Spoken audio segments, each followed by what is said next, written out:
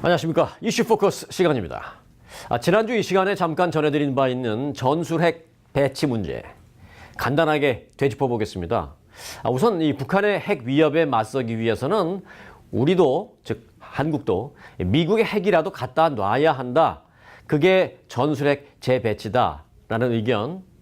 아니다. 전술핵이라는 건 갖다 놔도 사용 권한이 한국에게 없고 미국에게 있기 때문에 의미 없이 핵 각축장만 부추기게 된다. 자, 이렇게 같은 사안을 놓고도 상반된 시각이 너무나도 극과 극입니다. 자, 그래서 오늘은요, 좀 더 들어가 보겠습니다. 전술핵 재배치 과연 의미 있나? 오늘의 이슈입니다.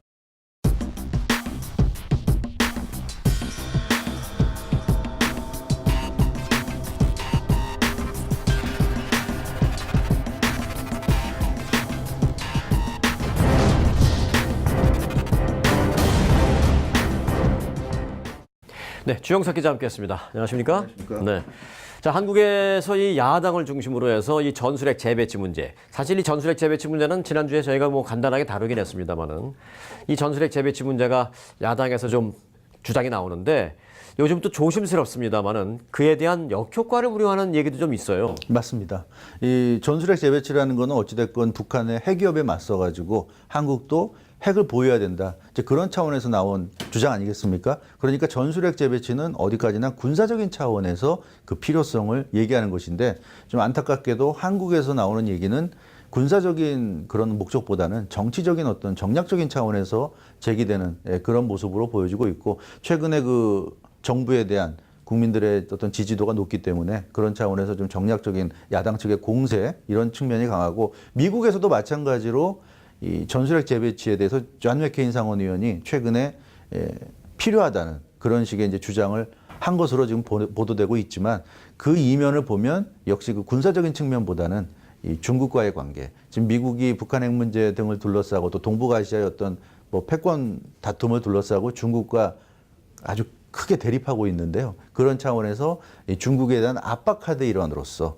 전술핵을 한반도에 남한에 배치할 수 있다. 따라서 그런 여러 가지 정치적인 고려, 어떤 그 동북아시아 정세로 둘러싼 이 파워 다툼 이런 것과 관련된 전술핵 재배치 주장이 나온다는 이런 이제 지적이 제기되고 있기 때문에 이 전술핵 재배치를 순수한 어떤 군사적인 측면에서만 바라보기가 좀 어렵다는 차원에서 여러 가지 말들이 나오고 있습니다. 지금 현재 야당 쪽에서 특히 이제 자유한국당 쪽에서 전술핵 재배치 문제를 많이 얘기하는데 그걸 100%다 정치적인 공세다라고 매도할 생각은 없습니다만은 우선 지금 질문은 다른 건 빼놓고 우선 군사적인 것부터 좀 볼까요? 의외로 전술핵 재배치가 이루어져도 북한 핵 위협에 맞대응하는 데는 그렇게 효과적이지 않다라는 주장도 사실은 있거든요. 그렇습니다. 그것이 이제 군사적인 측면의 얘기인데요. 미국 본토에 있는 그런 여러 핵무기들 또 요격 미사일들 이런 것 등이 실제로 필요할 경우 북한으로 이제 쏘아 올릴 경우에 30분이면 도달할 수 있습니다. 그러니까 가장 멀리 떨어져 있는 무기가 그 정도고 괌 같은 경우는 훨씬 더 가깝죠. 그래서 10분에서 15분 정도면 북한에 도달을 하고 또 주일 미군의 무기들도 있고 또 핵항공모함, 또 핵잠수함 등도 있기 때문에 필요하면 바로 그 한반도 근처에서 언제든지 북한을 향해서 그런 핵미사일이라든가 주요 무기들을 쏘아 올릴 수가 있습니다. 북한도 잘 알고 있고요. 네. 그렇기 때문에 군사적인 차원에서 보자면 한반도의 전술핵이 있고 없고가 과연 그렇게 결정적인 차이가 되겠느냐. 한국 안보와 북한 지역 보더라도 전술핵이 있고 없고가 한국 안보에 지대한 영향을 과연 미칠 것이냐 이제 이런 부분에 의문부호가 있다는 것이고 이 북한 입장에서는 전술핵이 없는 한국에는 마음대로 공격할 수 있고 예를 들어서 이 핵무기를 날릴 수 있고 전술핵이 있기 때문에 한국에 대해서 마음대로 못한다. 이제 그렇게 볼 수는 없다는 거죠. 따라서 그런 점에서 볼 때는 전술핵을 재배치함으로써 적어도 군사적으로 얻을 수 있는 이익은 거의 없다. 그냥 또 한 가지 그러나 군사적인 건 그렇고요. 또 한 가지는 이 전술핵 재배치가 이루어지는 순간 어찌 보면 북한에게 핵무기를 정말 제대로 핵무기 개발을 박차를 가할 수 있는 명분을 제대로 줄까? 그것도 걱정이 사실 됩니다. 그게 사실 가장 핵심이에요. 왜냐하면 지금 북한이 개발하고 있는 이 핵무기는 전략 핵무기입니다. 그러니까 북한은 지금 미국으로부터 자신들의 어떤 안위를 위해서 미국에 대항할 수 있는 무기를 만들고 있거든요. 그것은 전략 핵무기고 그래서 ICBM 대륙간 탄도 미사일을 개발해서 거기에 이제 소형화 경량화된 핵탄도를 씌워가지고 여차하면 미국 본토까지 날릴 수 있는 이제 그런 미사일 또 그런 핵무기를 개발하고 있지 않습니까? 그것은 전략 핵무기이기 때문에 사실 그 핵무기는 미국을 겨냥한 것이고 한국을 겨냥한 건 아니란 말이에요. 아닌데 물론 쏠 수는 있지만 뭐 궁극적인 목적이 그렇죠. 아닌데 이 전술핵이라는 것은 한국에 전술핵 무기가 들어오게 된다면 한국에 들어오는 전술핵은 북한을 겨냥하는 거란 말이죠. 그렇게 되면 북한 입장에서도 지금까지는 이제 미국을 상대로 한 핵무기만을 만들어 왔는데 이제는 그럼 남한을 상대로 한 핵무기도 우리에 신경 써야 되겠구나. 그럼 전술핵까지는 신경을 쓰지 않았는데 뭐 나중에 이제 여력이 되면 전술핵도 만들겠지만 지금 당장은 이제 필요가 없으니까 신경을 안 쓰고 전략핵에만 집중해 왔는데 이렇게 되면 우리도 전술핵까지도 신경 써서 당장 만들어야 되겠다. 그래서 오히려 북한의 전술핵 무기 개발을 촉진시킬 수 있다는 거죠. 그게 굉장히 중요한 것이고요.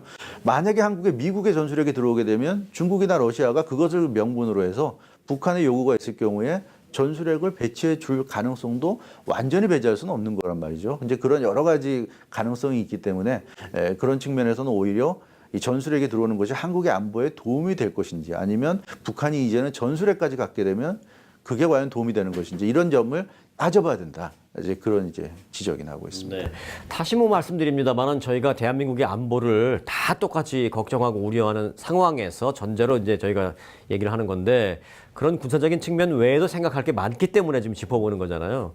그러니까 지금 말씀해 주셨다시피 북한의 핵은 이제 미국을 겨냥하고 있는데 한국에 이제 그런 게 있을 경우에는 말씀해 주셨다시피 이제 한국을 겨냥하게 되고 북한도 그러면은 이것이 그 순간 어느 순간 이 한반도가 핵 대결의 본격적인 장이 돼버릴 그런 걱정도 사실은 있거든요. 맞습니다.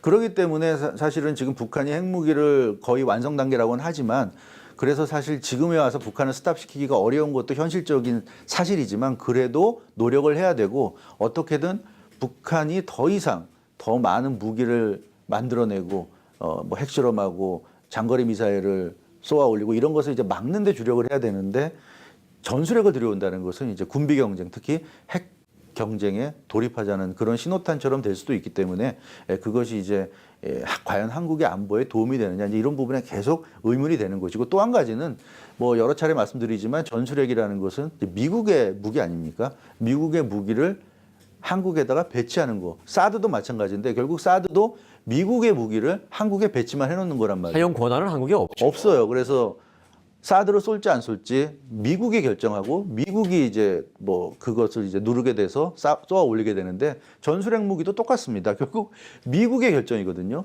그래서 한국이 필요하다고 생각해도 한국이 원해서 사용할 수 없는 것이 전술핵 무기죠. 북한이 미국 본토를 향해서 개발하고 있었던 그런 핵무기들을 이제는 남한을 향해서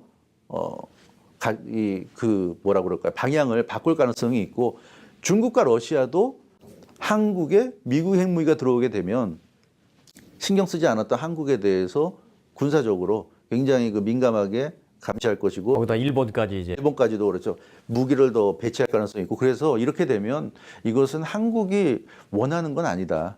그렇게 말씀드릴 수 있을 것 같습니다. 네. 지난주에 저희가 이런 얘기를 했을 때 이 시간이 끝난 후에 이제 뭐 다음 날 뭐 많은 분들이 정말 관심을 보여주셨어요. 이걸 보시고 난 후에. 그 중에서도 이제 이런 말씀 하시는 분들이 많았습니다. 전술핵은 대한민국에 갖다 놔도 사용 권한은 미국에 있기 때문에 예를 들어서 한국이 사용해야 될 시점이라는 판단이 더 들어도 미국이 사용 안 할 수도 있고 반대로 한국이 사용하고 싶지 않은 판단을 하고 있는데 미국이 사용 버튼을 누를 수도 있는 그런 점이다라는 말이 가장 와닿다라고 말씀을 하시는데 그런 차원에서 지금 전략 핵보다는 전술 핵은 어쩌면은 사용 가능성이 조금 더 높은 거 아니에요? 맞습니다. 이 전략 핵은 굉장히 이 파괴력이 대단하기 때문에 요즘 같은 시대에는 사실 사용할 수 없는 무기입니다. 네. 미국만 아니라 뭐 중국이나 러시아도 마찬가지고요. 그냥 그것을 가지고 있다는 것 자체가 큰 힘인 거지 그걸 실전에서 사용할 수는 없고요. 그러나 전술핵 무기는 다르죠. 전술핵 무기는 전략 핵 무기에 비해서 위력이 떨어지기 때문에 오히려 사용 가능성이 있다. 특정 지점이나 특정 시설이니까. 그렇습니다. 물론 전술핵 무기도 사용하게 되면 방사능이 퍼지게 되고 그 주변 지역에 방사능 오염이 되니까 당연히 핵무기로서 대단한 위력을 발휘하는 건 사실이지만 전략 핵무기에 비하면 그래도 그 제한적인 그렇죠. 이 피해를 입는 지역이 제한적이기 때문에 사용 가능하고 그래서 이 북한이 전략 핵무기를 개발하는 것은 아무리 북한이지만 전략 핵무기라는 것을 쉽게 현실에서 사용하기는 어렵다. 그렇게 보고 있지만 전술 핵무기는 만약에 북한이 전술 핵무기를 갖게 되면 정말로 사용할 가능성이 있다는 거죠. 그래서 북한이 전술 핵무기를 갖지 않게 하는 게 중요한데 한국에 들어오게 되고 북한이 거기에 어떤 영향을 받아가지고 자신들도 전술 핵무기를 개발해서 갖게 된다면 그것은 정말 실전에서 여차하면 북한이 쏘아 올릴 가능성이 있는 그런 상황이라는 점에서도 우리가 좀 주의를 해야 될 필요성이 있고요. 그런 차원에서 한국에 전술 핵무기가 들어온다는 것은 실제로 한반도에서 핵전쟁이 날 수도 있는 뭐 지금으로 봐서는 설마 그럴까 하지만 조금이라도 가능성이 있다고 한다면 전략 핵무기가 아니라 전술 핵무기가 현실에서 사용될 수 있다는 점 그런 점에서는 이 전술 핵무기 재배치 굉장히 좀 우려스러운 그런 주장이 아닌가 싶습니다. 네, 오늘 이 전술핵 재배치에 대해서 알아봤습니다. 이 찬반 논란이 뜨거운 시점에서 오늘 저희들의 분석에 대해서 공감하실 수도 있고 또는 일부 그렇지 않은 부분도 있을 수 있겠습니다만은 저희들의 취지는 이 엄청난 이슈를 단순히 한두 줄 뉴스로만 판단하지 마십사 하는 것이었습니다. 판단해야 할 게 너무 많기 때문입니다.